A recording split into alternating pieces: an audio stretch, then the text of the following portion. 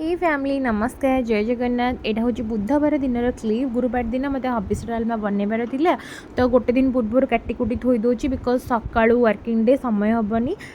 तो ये सबकि मु आरेंज कर रखीदे। कदली को हल्दी पानी पकई कि बिकज हल्दी पानी न पकड़े कला पड़ जाए। यहाँ हूँ देसी मुग डाली। ये पानी गरम हो सारापर मुझे को सब पकई दूसरी मुग जाई पकईदेवी। पकई सारापर अदा कोरा और कंचा लंका कोरा को पकईबी आउ से किसी समय हो सारापर लुण ओटा को टे पकड़े ना पर सीझबनी। हल्दी ये पड़ेनी। नड़िया कोरा पकई घाटी गुंडी देली। घी छुंक देदेली गोटे। तापर लास्ट जीरा और लंका गुंड टी देदेवे। मुझे शुक्ला लंका छुंकिनी बिकज कहीं खाइबेनी आम घरे राग हेले।